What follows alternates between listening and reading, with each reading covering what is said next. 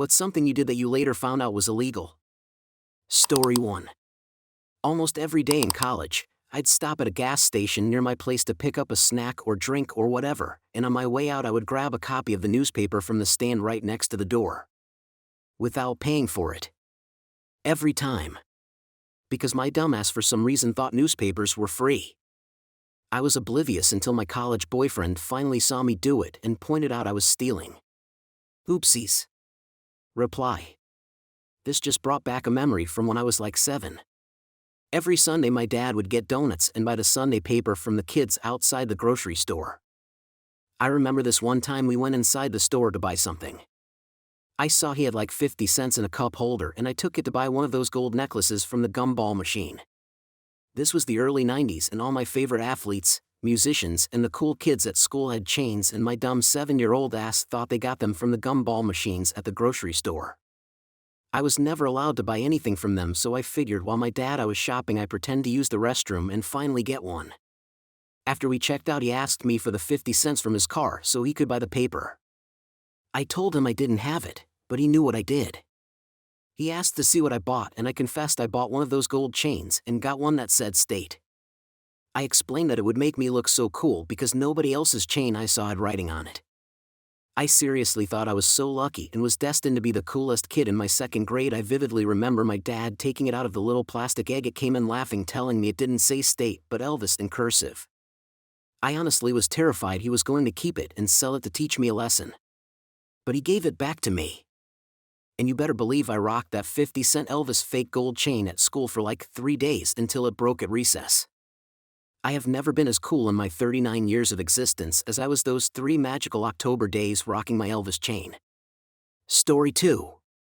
I scanned a dollar bill and printed it out in computer class in 7th grade. The substitute teacher called the cops.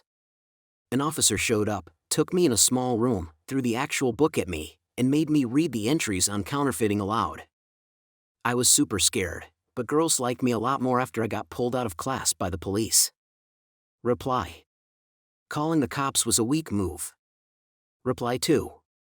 I had a panic attack that triggered an asthma attack in my principal's office when I was in 6th or 7th grade, and she called the school resource officer to come in and threaten to arrest me if I didn't stop making a scene. Story 3. Riding a bike drunk. Apparently that's a DUI. I was on private property though. Reply. If you're on private property you didn't break a law as far as I know. Totally illegal for someone without a license and or underage to drive on private property as well, very common with farm kids. Story 4. I took a fake knife to school for a magic show. Plan on stabbing myself and Tada no blood. Unfortunately I showed a friend early in the day and he ran around recess pretending to stab about 10 kids. Ended up in office with police and my mother. 3rd grade I believe. Reply. Schools don't mess around. My son took a laser pointer to school and he was suspended for having a weapon.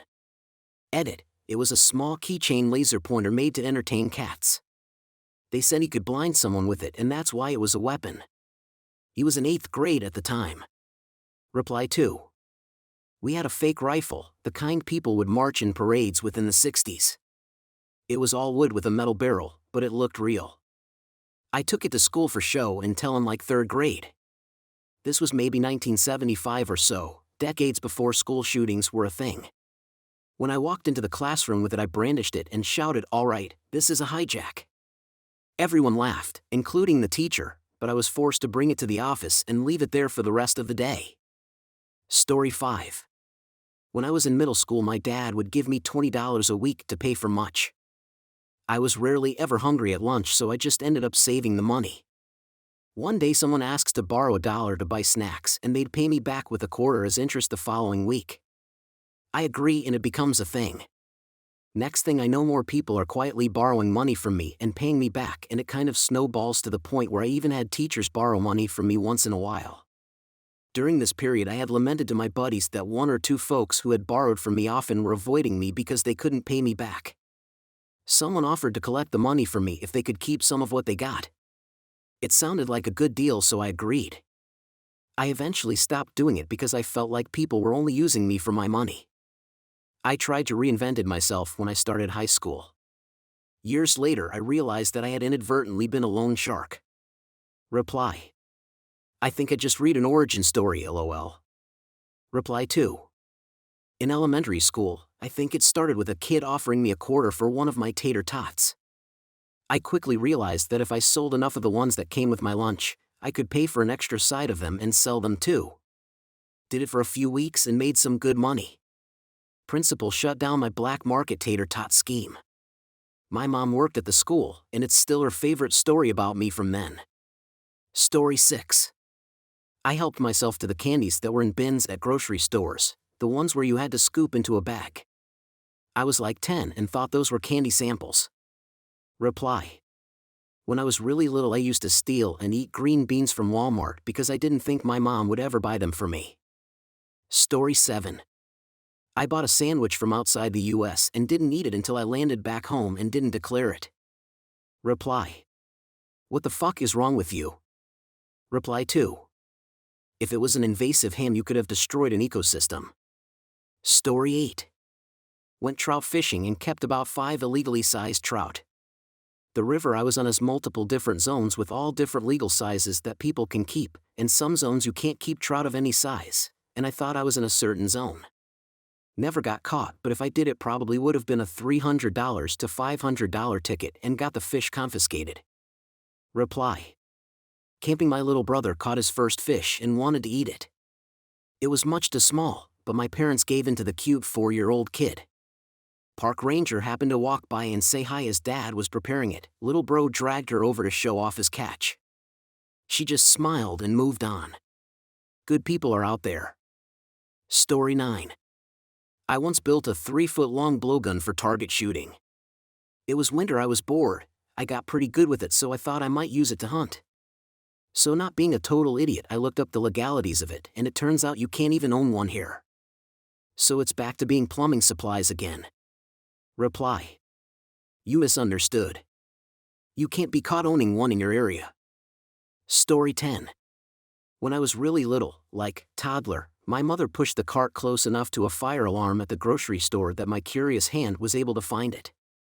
Owing, I'm sure, to her profound embarrassment and disgust, my mother spent the evening regaling me with the tales of how horrific jail would be and how what I did could lead me there. Reply: LOL, my younger son did this at his brother's school. The alarm was at toddler height, so it was really easy for him. I just ran to the office shouting, "It's a false alarm." They were quite forgiving. It didn't occur to me to threaten a 3-year-old with jail. Story 11. I was traveling, and on one leg of the trip, what I thought was a 2-hour layover was actually a 26-hour wait. I didn't have the right visa to leave the airport, and the customs guy said I wouldn't be able to stay overnight. So I asked him if I could buy a visa anywhere at the airport. He gave me a price, but it was in the local currency, and I didn't know the exchange rate. The ATM would only dispense USD for an American card, so I took out $100 and went back to the desk. I handed the customs official the money and asked, "Is this enough?" It wasn't until I saw him put it in his pocket before stamping my passport that I realized I had just paid a bribe. Story 12. I thought the postcards in the hotel lobby were free. When I showed my mom in the car, she said that it was stealing, and I had to give it back. On my way back out of the hotel, I walked through their plate glass window. I have scars all over my body now, including one right between my eyes. Lesson learned. Doing the right thing will try to kill you. The end. Subscribe for more and leave a comment. Thank you.